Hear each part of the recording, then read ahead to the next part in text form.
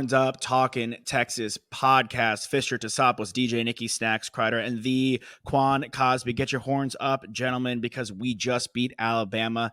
My hat was on for a long time during the game. My neck is extremely sore, but my heart is full. Huge win over Bama.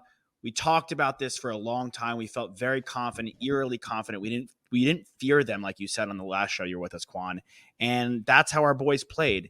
And now we have Wyoming at home, which should be a gimme game, but we will get into it. They did beat Texas Tech in double overtime, and they did win their second game. So when we talk about these gimme games going forward, and before we got on, we were talking about how far can this team go, drinking the Kool-Aid, passing around, everybody taking a swig. We are in a position at the number 4 team in the nation where we control our own destiny.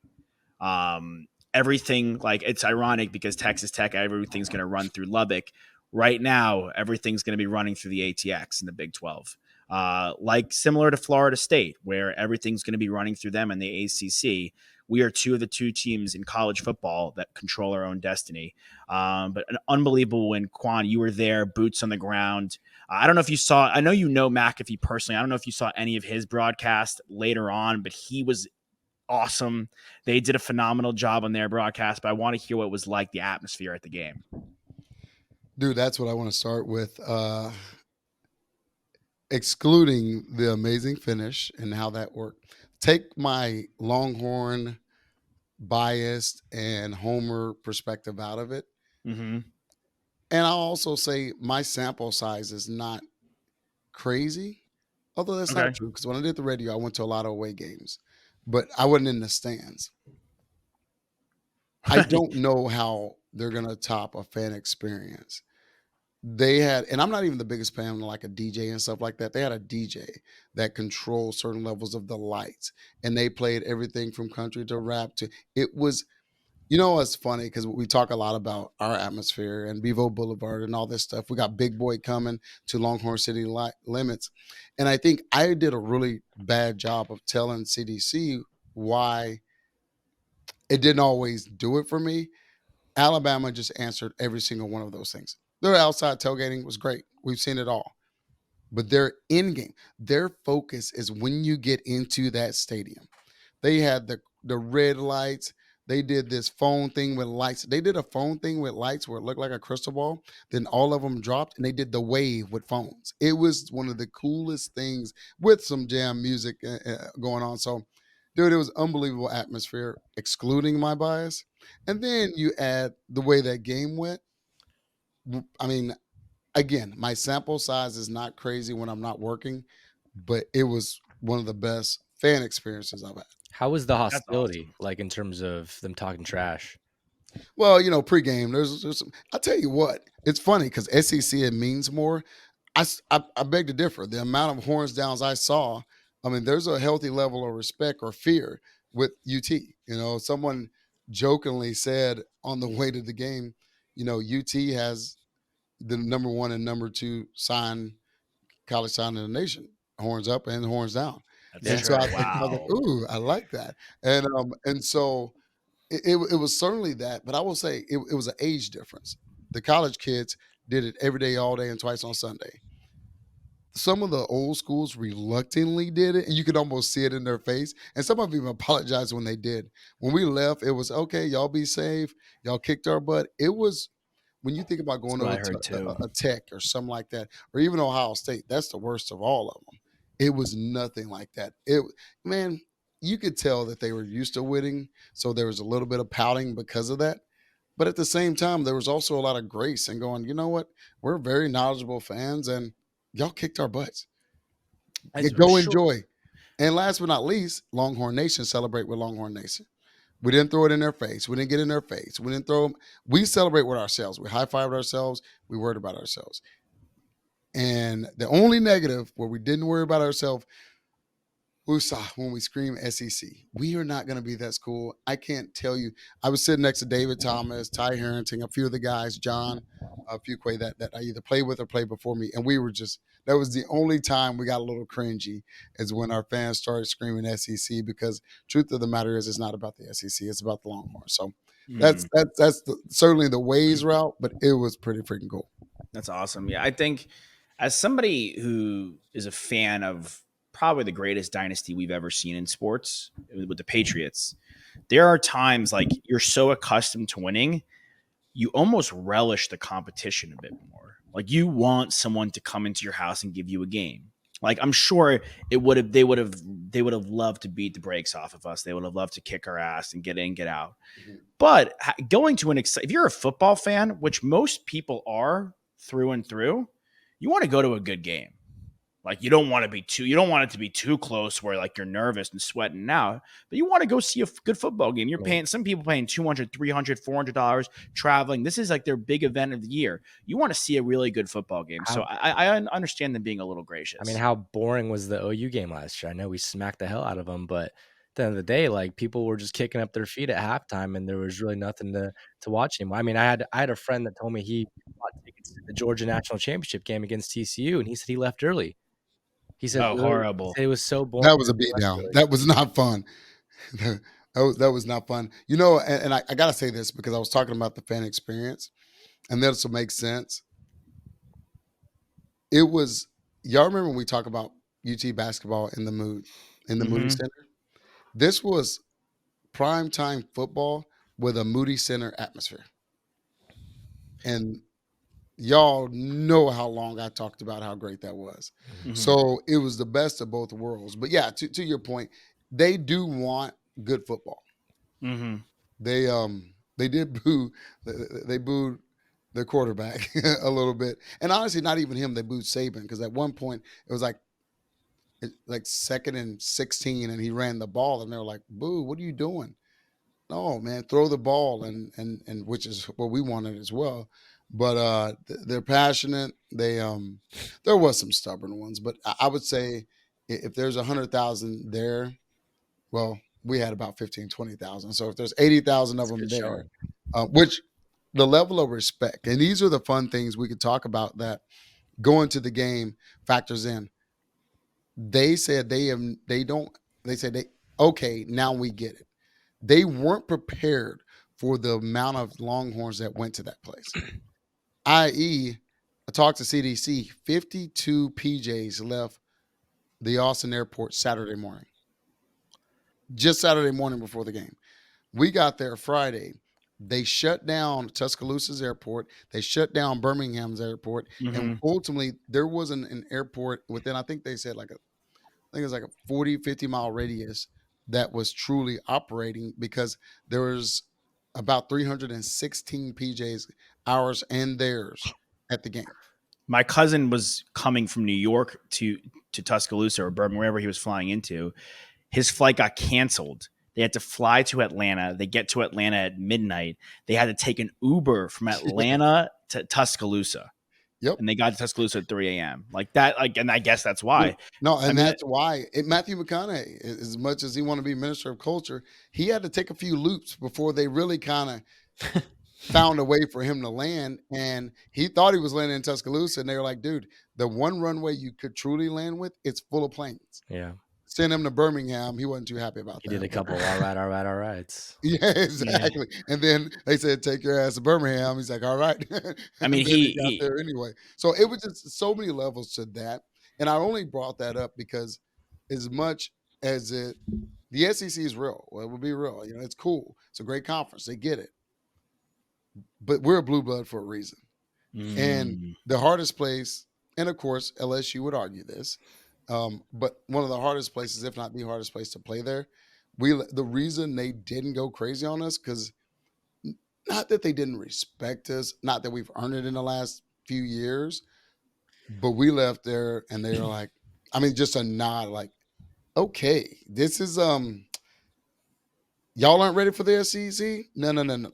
We'll be screaming at the top of our lungs that y'all are already that, and it makes even more sense why you're here. Now, just on the field, we're backing it up. We've always done it as a fan base, but now on the field, there's a lot of respect there as well. It's interesting. Every single person that was at Bryant-Denny Stadium that I know that's a Longhorn fan echoed the same sentiment, Quan, that you did, that it's a different experience, right? And I talked to Josh and Nick on Sunday I've never been to Bryant Denny, but I have been to Death Valley in Baton Rouge.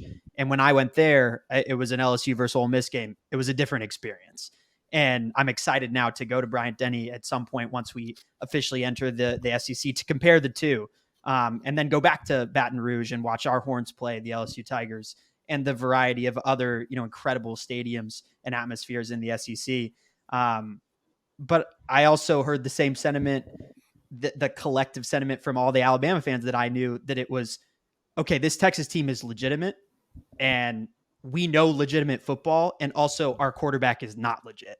They, I, and I honestly, like, my outlook on Jalen Milroe was like, there were certain times where I was very impressed. I think we all knew he had a good long ball. I think he delivered that in the game, and he's a phenomenal athlete. I mean, like, our edge rushers put a lot of pressure on him. Well. We tried to hold the edge as much as we could, but we could only contain him to a certain respect. I mean, that guy is just too fantastic as an athlete to not make some plays with his legs. But the way that I looked at it in comparison to the way that the Alabama fans looked at it was like, no, this guy sucks. Like, you don't understand. But it all has to do with like the levels of what we've seen and like the appreciation of talent and to hear them. And what they're used to as well.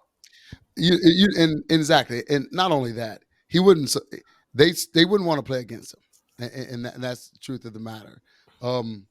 He's an athlete. Yeah. He's an athlete. He's still young. He's year 2 or 3. I'm pretty sure he's 2. He's your either way, he wasn't playing last year except for a few games where Bryce got hurt. He wasn't playing. Like, so this is really his, truly starting. This is it. So that's the funny thing. When you've won that much, you forget that.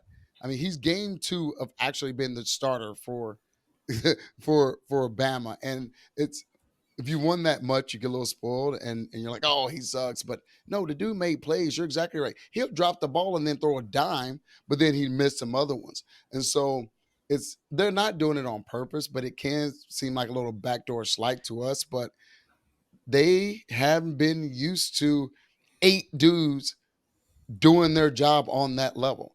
They did not expect, their O-line have never taken a beating like that since LSU, since Georgia. At the end of the day, there's about, quite frankly, I know we're number 4, but as far as D-line, there's about 6 teams that might have that level of depth. And so I think there's a lot of reasons he didn't look good. And by game 8, I think they're going to be like, damn, thank goodness we didn't bench him or do something different. Saban is not his first rodeo.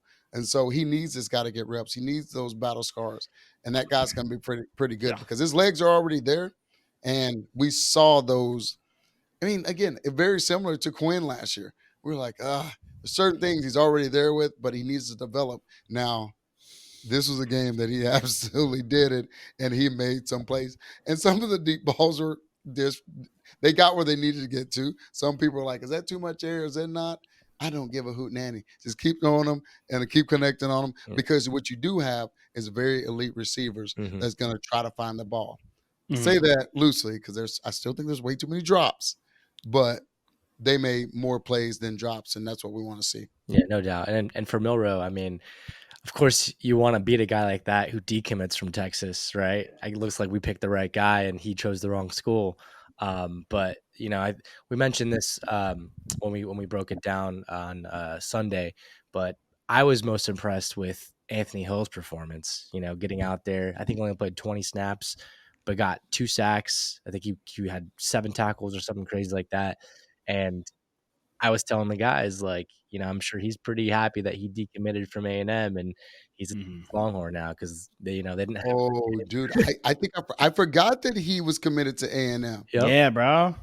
Well, and that's another subject to talk about. And dude, when you have fun games, you nerd out on everything. Saban's D-line, put it like this, offensive line and D-line, we outplayed them like it wasn't even close. We absolutely destroyed them. As much as we bring up A&M and decommits, I think Saban, what we talked about, his struggle bus right now is all those guys that A&M got.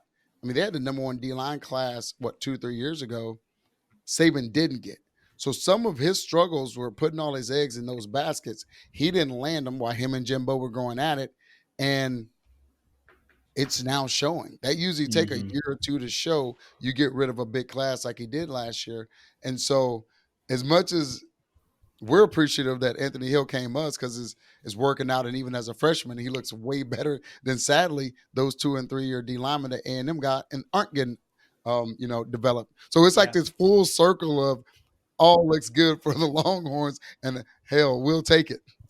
We have a couple. I'm just going through snap counts because Nick brought up Anthony Hill's snap count. We had, with guys over 20 snaps, 17 players with 20 plus snaps, which is pretty wild. Our highest rated player on PFF was Byron Murphy. So you talk about how guys like Ethan Burke and Anthony Hill are contributing and making the most of their opportunities as young freshmen. When you have a nose tackle like that, I mean, just to go back to the Patriots, like Vince Wilfork, as good as Richard Seymour was and as good as these edge guys were in the New England Patriots, the most important player in the Patriots defense in their dynasty history is Vince Wilfork. When you have a guy like that clogging the middle, and Quan, Nick, you guys played the game, like how important on the other side, like when you have a guy clogging the gaps in the middle between the guard and the center and taking the double teams, guys like that on the edge, like Anthony Hill and Burke, who are super talented, and Burke is so long, they're going to capitalize. I mean, on the line and on the offensive line, we had 4 players rated 80 plus on PFF,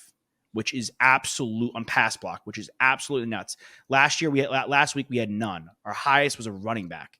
Christian Jones demolished people. Kelvin Banks demolished people. Cole. Connor, Majors, like all these guys were absolutely studs in the offensive line. And we talked about Quinn Ewers. Maybe he missed a couple throws here and there. He wasn't absolutely perfect. Well, PFF begs to differ. He was a 90 grade, which is pretty remarkable. I mean, he's got He'd have been a 99 if they wouldn't have dropped the ball. Yeah. He was great.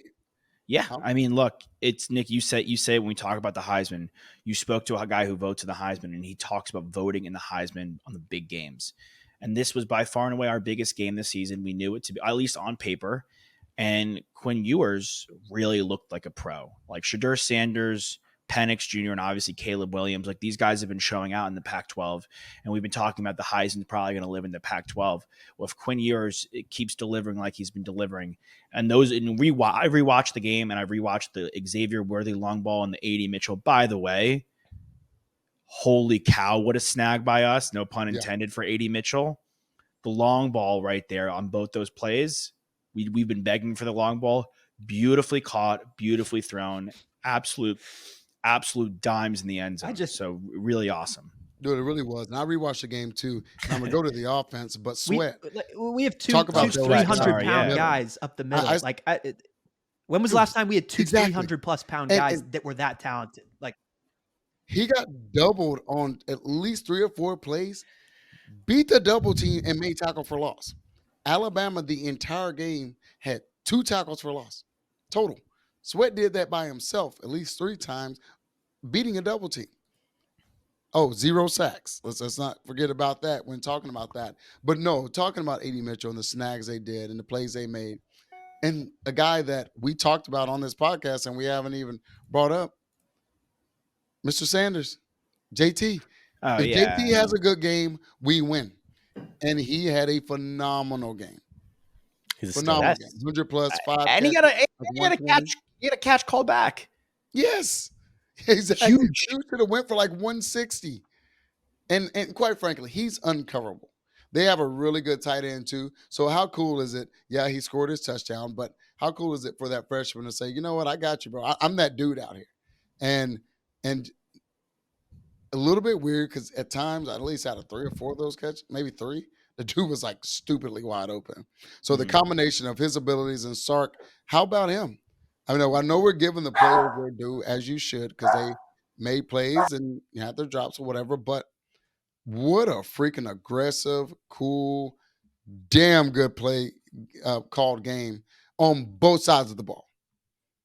PK, Sark, kudos, man. That was well done on the road and well executed for the most part. All 3 phases, honestly. 100%. Special teams too. We talked about that on Sunday when we did the fresh recap right after the game. Like we were excellent execution wise in every phase of the game.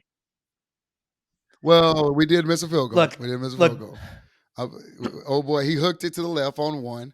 Because Burt's honestly, been when we were great though. when it was Burt's been 16-13, good. it should have been 16-16. Whoa, But whoa, whoa, but whoa, again, whoa, that's whoa! It should football. have It was been. like It should have been 40-some yards. 21. It should have And been honestly, 21. if their freaking kicker wasn't so good, I probably wouldn't have noticed it as much. But you're right. The reason the Alabama fans are just going, that was a damn good football game on both sides. And the better team in the end said, we all got worried that third quarter still wasn't great. And then we just put up, 28 in the fourth? Like, hold up, bro. Or not. What do we say? We had 13 and then up 34? Yeah, 21. we could have had more. We left points on the Well, board. yeah, absolutely. Left points on the board. I do want to say another wild thing from the whole Alabama Texas going to recruiting. Ryan Williams, who's one of the top recruits in the nation, a 5-star Alabama commit, is now visiting Texas after this game, which is, I mean, look, that like we talk about it all the time, but that is like to a T, like what you want, dude. It's exactly what you want. Listen, y'all said it. Quinn looked good. If I'm sitting there in the stands, amazing atmosphere, love it. It's cool. Ooh, he's throwing it a lot better than he's throwing it. Oh, and then we have this guy coming behind him called Arch Manning. I need to think about this school. And I'm gonna tell you, one of the reasons Saban didn't pull him, Milroe, because it's a little thin behind him. Yeah. Mhm. You got a room full of 5-star quarterbacks. And then you have one dude who's a 4 and an athlete and figuring it out. Hopefully he continues to develop, but you'd be crazy. Listen, I wouldn't tell a lot of people this, but there's another school down the street that if I was coming out during that time and they were balling out and they have Heisman Trophy winners, I really would have strongly considered that school versus Texas. It's just the way it works. Thank God I chose Texas, but I considered OU. They had beat us 5 years in a row. It's just being honest. And so, fortunately, certainly in that situation, and I think a lot more in recruiting, those who went to that game, those who watched that game, we go take care of business this weekend and go into conference play like we need to. It's gonna be a lot of flips. Yeah, I mean, it would have been sad to see you. I mean, we wouldn't have been boys if you went to Oklahoma. So that would have been that would have been the of your losses. That would have been maybe not the highest, but for us, that would have been number one. You and Lendy Holmes would be doing the podcast together. Yeah, exactly. Or Roy Williams and his massive. I still can never get over Roy Williams' arms. They're the biggest arms I've ever seen in my entire life, dude. They took Lamar Houston went to the and we'll have to get him on here to talk about some of his stuff. He went to the game with us, had a phenomenal time. When he get on here, you'll say, okay, all right, never mind. You surpassed Roy. And then he's talking about, I just do push-ups. Bull crap. It ain't no bro. If you were in jail, it makes sense. But those some jailhouse arms. But no, man. But I will say this: Lamar is funny because we're walking with him, and I remember telling him and David Thomas, one of the best tight ends to ever go through UT. Sure. I was like, our guys, and this is me saying it like I didn't play, but I was like, our team looks a lot like y'all again. I was like, they really do. Our D line looks like Lamar. It looks like Henry. It looks like Frank Ocamp. Our tight end, I didn't know this, but DT was telling me when they played in Tech a few years ago, here goes JT's a freshman. He goes and seeks out DT, introduces himself and says, you are phenomenal. I want to, learn from you. And he's now, I had no idea because DT moved back to Lubbock, but he's serving as a mentor. I mean, you would think David Thomas, who is so even keel, when JT made a play, it was like he was yelling for his son. So it's so many little things culturally and within programs that you start to see falling in place. And I didn't even know about that. As much as I'm around that deal, I'm like, it makes perfect sense, but it's cool to know that these things are happening behind the scenes, yet they're matriculating to, I mean, how great a blocker is JT? Well, so was DT.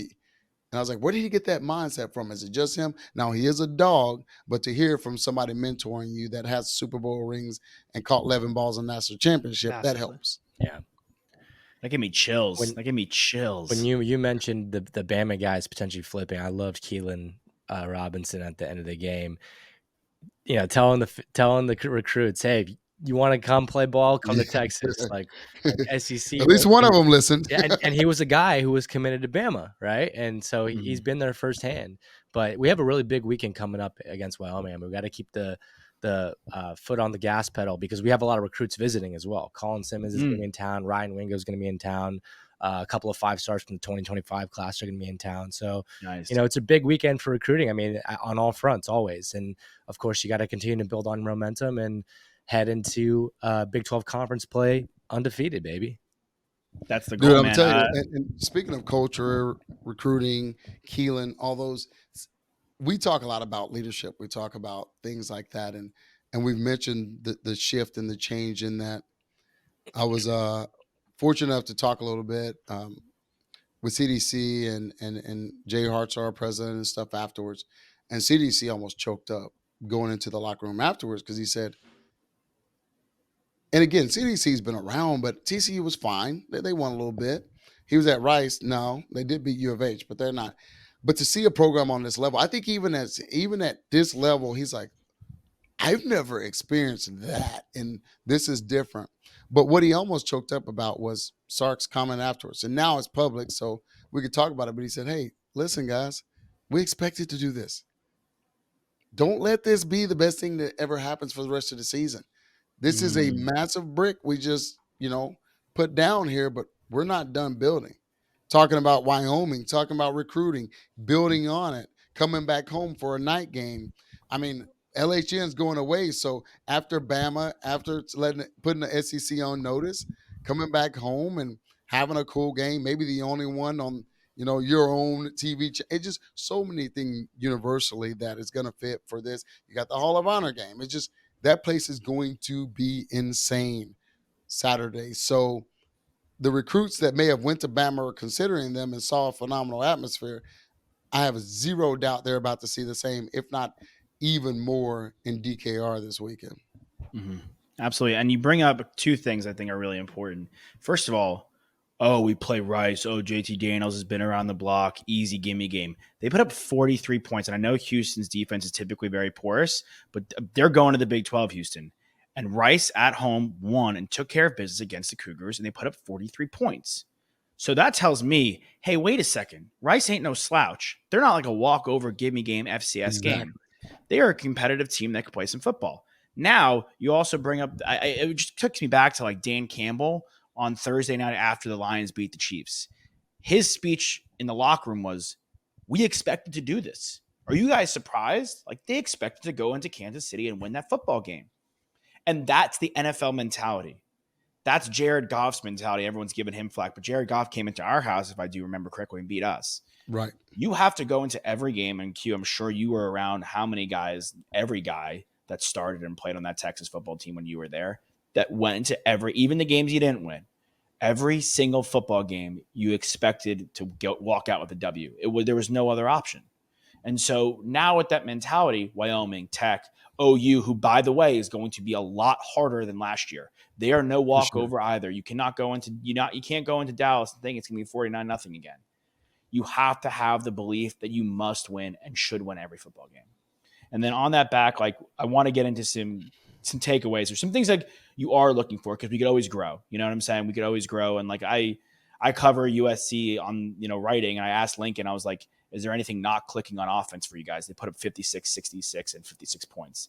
And he laughed in my face, Caleb laughed in my face for a different reason because he thinks everything's clicking. But Lincoln laughed in my face. He's like, of course there are things that are not clicking. You know what I'm saying? So we'll start with you, Toss. Like, what's one thing in this Wyoming game that you're looking to see that maybe we haven't seen in the first 2 games? Well, one thing is, I'll just mention, we talk about this all the time when we have a team that we're lined up against. We talk about betting spreads often, right? Like we're 29-point favorites in this game.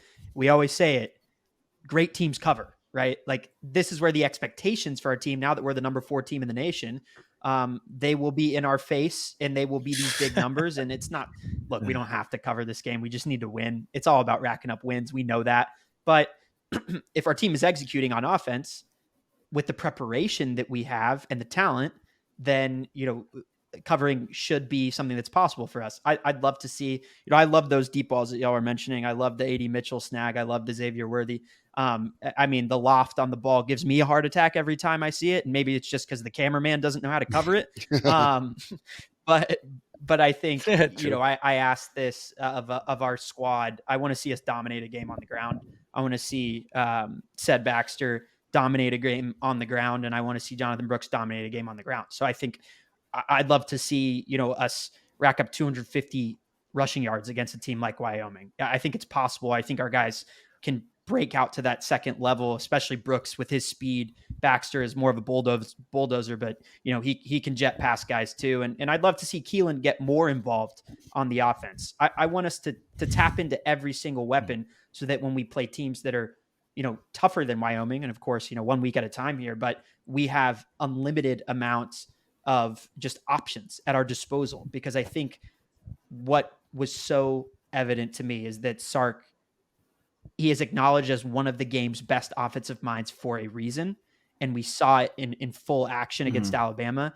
And I want us to be absolutely unpredictable, So they never know what's coming. So the rushing attack is what I want to see in this game. Yeah. Q I'm gonna, or Nick? Well, I was just going to piggyback off that because that's what I was going to say is I want one of these guys to go for at least 100 yards. And I know that, we're splitting the carries up a lot, but the identity of our offense for so many years has been ground and pound, right? And, get big chunk plays with Bijan and Deontay Foreman and even games when we had Chris Warren back there. I mean, there are guys that are capable of going for 200 yards, but I definitely want to start by seeing one or both these guys going for 100 yards. And it's a good time to do it against a team like Wyoming where, you're predicted to win by a lot. And then secondly, to change it up just a little bit, haven't seen a lot of Isaiah Nayor yet, and this is his revenge game, right? This is his old team. So would love to see him catch a couple of passes, maybe 1 for 6, and, see if we can get him implementing the offense a little more. Mm-hmm. Yeah, Q? Love that. I'm going to expand on that actually because I didn't think about that, but I do hope he gets some time. It's tough out there because of what Worthy and Mitchell is doing. But I was going to say Jay Witt. Jay Witt made some very timely and great plays during that Bama game. But I think he's probably averaging 4 catches. I want to see 8, maybe a couple of touches. I want to reward him for coming back because I remember the catch in the middle that Quinn threw a beautiful ball with. There was massive, and then he made a play, and then he turned it into 14 more yaks, and so he has that ability. So maybe a little bit more of a focus on Jay Witt. I know that's tough. I mean, it's we got first world problems with all the receivers we have out there, but to your point, Toss, give them more film to watch. Make a defensive coordinator just scratch his head and go, what do we do? How do we do it? Quinn is still, you're talking 70, 80% when he's getting blitzed. Like, dude, they're going to get to the point where they can't blitz him. Oh, and then you don't blitz him, and you have one of the best O-lines in 20 years, really 15.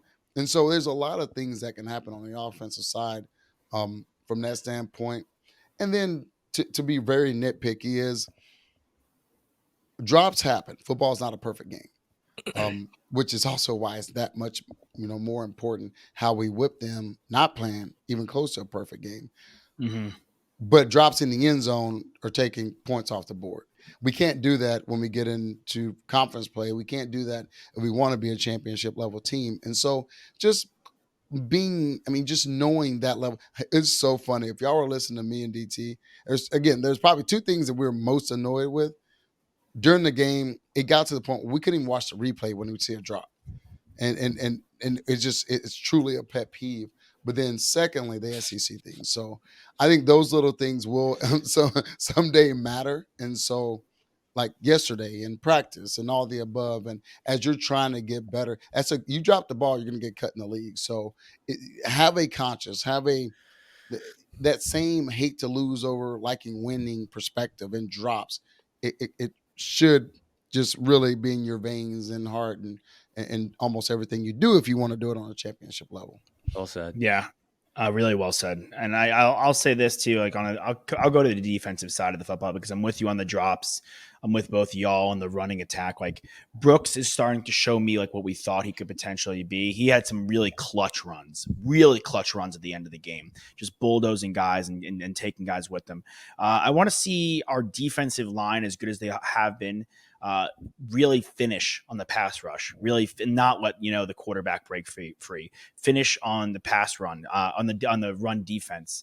Our best run defensive graded players are all in the defensive backfield, who, by the way, we haven't given Barron, Thompson, Watts, who I love, Crawford, any credit, but in Catalan, who's transferred over and looked really good against, from Arkansas.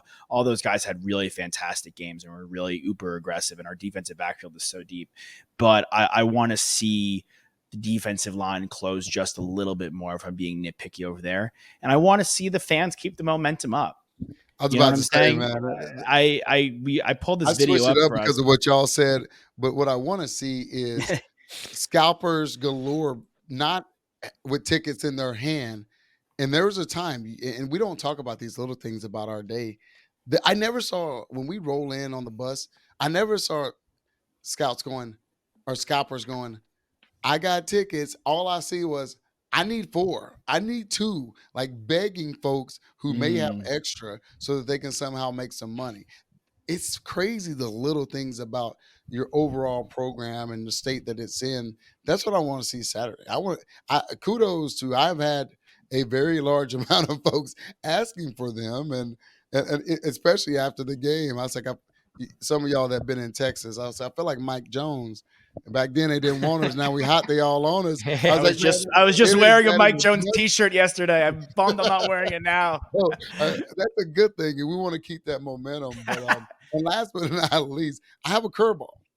Go. Because it's something I want to talk about. I'm actually going to talk to Sark does a weekly show on Pluckers, and I'm the special guest tonight, so I'm going to talk to him a little bit about this.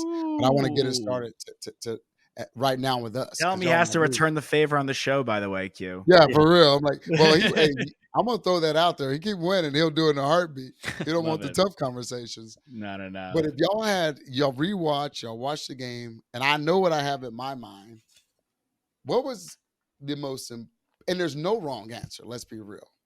What was the most important thing that happened Saturday night? I could go excluding the win. I have mine from the jump. Excluding the win. Yeah. I would say when they took the lead 16-13, the fact that we responded. Because in the past, that team would have been left for dead and we would have absolutely crumbled. To me, the most important thing on Saturday night, change in culture, change with the coaching staff, change with how these guys live, breathe, and want the competition, it seems. When they took the lead and we came right back and popped them right in the mouth, and they came back, and then we came back, and then it was 27-24, and we're like, oh no, they got the 2-point conversion. Here we go again. We came back, boom, and the defense came out, boom. The way that team responded, I have never seen that as a Texas Longhorn fan. Unbelievable. Yeah, I mean, I would say scoring 21 points in the fourth quarter is huge, right? I mean, it's not really something that we've been doing as of late in terms of the last few years as Texas fans, being able to see that. And then winning the sack battle. I mean, we talk about turnover battle all the time, but that's something that, we win every now and then, the turnover battle, but didn't give up any sacks and sacked them 5 times. Mine is in the same vein as Nick's. It's the sacks. It's a little more specific. I think it was in the second quarter. David, do you pronounce it Igbenda? How do you pronounce it? Is it Benda? He got blocked by the running back on a play where he broke through. He popped right back up and he sacked the QB. The moment that happened, I knew we were winning the game. Great call. That to me, when I talked about preparation and hunger, the desire to win, like that is something I haven't necessarily seen or felt, and it was all over the game, right? That was just the one moment that popped into my head, but we're talking about a freshman who got, 20 snaps and he ended up walking into their end zone, looking at their crowd and pumping up the crowd. I want to see us protect our home turf like we wanted to beat them on theirs. But that play I got chills just talking about that play right now, because that is the first play that any NFL scout is going to show when they talk about drafting him. That was a Sunday player, professional play. 100. So But I that was. I started that wish I with. remembered that. That was a great. No, I So did. That was specific. so freaking. I've watched it several times now because it really was. It was special. And like I said, when I asked that question, there's no wrong answer. All of those But things are so right. They really are. Like those are things we're not used to. But there's a different. And you brought up culture, um, Josh. The most important thing I think that happened Saturday. We took the lead. We went up by 10. We kept answering. We go up by 10. We didn't stop. Our defense stopped them. They punted to us. We had between 7 and 8 minutes left. Alabama did not touch the ball again. When we played with Mac Brown, we called it the 5 minute drill. Everybody talks about the 2 minute drill because you're going. Tom Brady's the best at it. Freaking my man Mahomes. You give them 2 minutes, you're screwed. They're gonna go win the game. It's so important. It talks about on Madden. What no one talks about is when you have a lead and you need to get first downs, and you're in the best formation in football, victory formation. You did that on the road at Alabama with 7+ minutes left. Dude, that is called imposing your will. And that is why Saban had the look he did. He was like, holy bleep. That's different. We worked on that often. It was we worked on it in the summer. We worked on it in the spring because, again, talk about controlling your own destiny. You're controlling the game. We kept getting first downs. We fake snapped them into jumping off sides.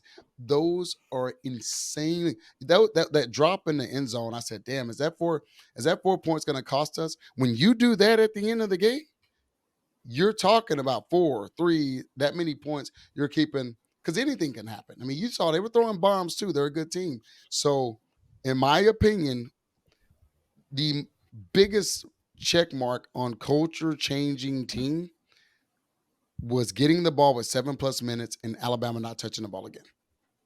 God damn. That's what gave me goosebumps that night. I was like, oh my gosh. Yeah. that's crazy. This is different. I didn't realize that, honestly. That's awesome. Y'all had such good ones. I'm bummed. I thought mine was so sick when I jumped out of Yeah, the gate no, when you no, asked no, the Josh, you question. I talked thought about it, I had right? a great Part one. of that is Jonathan Brooks's clutch Yeah. runs.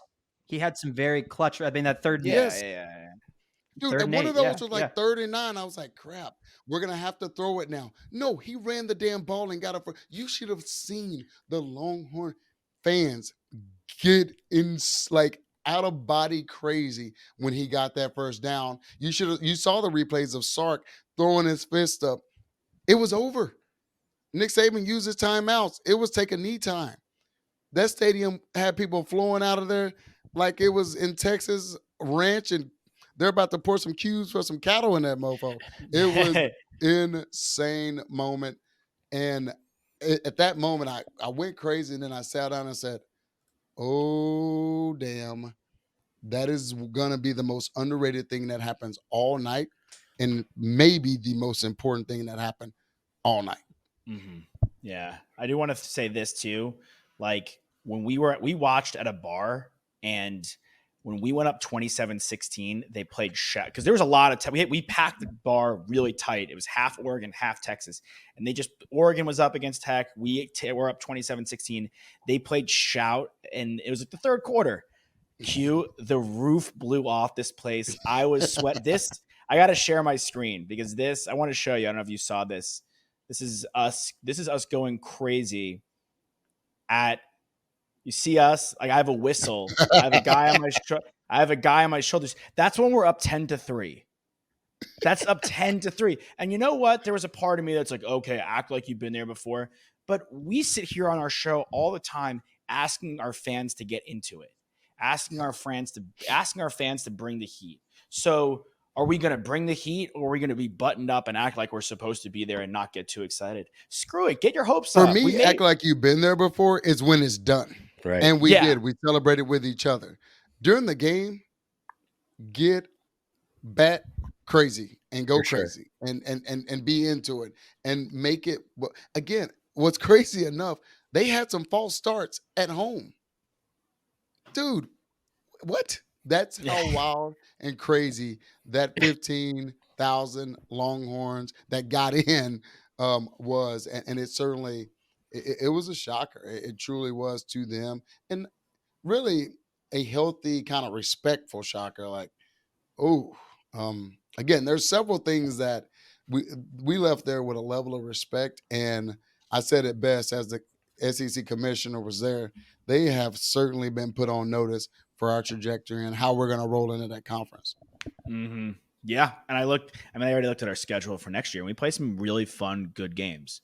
And we don't play. And I think a beauty about another thing, kind of just to wrap up what our culture is becoming is, and it show that we can go into Alabama because this is not a conference game yet. We could go into a scheduled game, out of conference game that we put on the schedule ourselves, the other university, like we're doing next year. Next year, it's changed up. We're going up north. We're going to Michigan. Like we're going to the big house. Like, and you know what?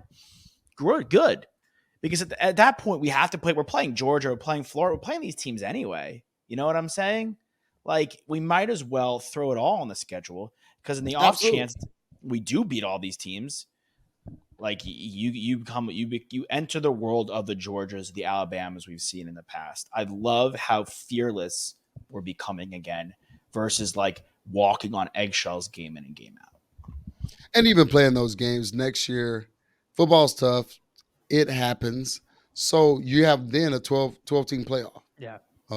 It's you go against the big boys, you go at it, the cannibalistic aspect that can happen when you're playing nothing but blue bloods, but that 12 team playoff still give you a shot to either repeat it. All kinds of things can happen in that. So I like that we're still doing that. I don't know that, and we'll get into this conversation later. Instead of playing the Michigans, knowing we're going into the SEC, I'd actually kind of rather play the Big 12. Play Baylor, play TCU, maybe even Tech. I mean, hold on to the tradition and rivalries. Ultimately, keep the money in the state of Texas. Yeah. Keep the money in the state of Texas. Hold on traditions, hold on the rivalries, and everybody wins. And so I like that we do that. I like that we're absolutely, literally, dude, we need to win this weekend. Let's be real about that. But the crew I flew with have already booked hotels in Ann Arbor. So it's going to be the same type of trip for a lot of folks. So it's at the end of the day, we'll end this thing with, damn, dude, we've been doing this for a little bit. And this is a different feeling. It feels good to be. We've always hoped and wanted to be that nationally relevant. You're number 4 in the country, man. It's real. So embrace it. And Sark certainly said all the right things. Don't let this one define us. We got to go back to work. You're going to be there tomorrow at 8:00. And I like what I'm hearing in the big city of Austin. When you go see him, shake his hand for us. And it starts with him. He's the leader, right? And he sets the tone. So I think we have to acknowledge that. As much criticism as we've had for him and the previous head coaches, like a lot, the accountability, the responsibility comes down to the head coach in college football, and of course the guys on the field too, and they have to get it done. But go shake his hand for us and tell him to get ready for this weekend. Can't wait to watch the Horns on Saturday, boys. This has been a long one, but a great one. Yes, sir. I know. Long one, but a great one. And Q, if you're going to Pluckers, if you really want to hype the people up, eat a ghost pepper wing and just like stand up and rip it. And just like get everybody. Are you not entertained? I'm taking some Pluckers to go, but I got another dinner after that. And I do that, I'm down. Not probably the night for the next couple of days. No. Yeah. Like Mom, why is dad sick? Dad's podcast friends coaxed him into like taking a ghost pepper wing to hype the crowd up. Hilarious. Hey, by the way, y'all still young bucks. Y'all bellies act different. When you get 40, you got to watch some of that stuff. Bro, trust me, my stomach's been weak since like I was 20. I feel you. I feel the pain. Amazing stuff though, guys. Super amped for Wyoming. Let's go take care of business. As Toss said it earlier, good teams win, great teams cover. Let's dominate these guys. We're number 4, which is so crazy, and it's gonna getting your 4s up in the fourth quarter is gonna have a whole different feel. So hook 'em horns, guys. Welcome back to Austin. Q. Thanks for repping us out there, and we'll see you guys next time. Fisher Tosopoulos, DJ Nicky Snacks Crider, and the Quan Cosby.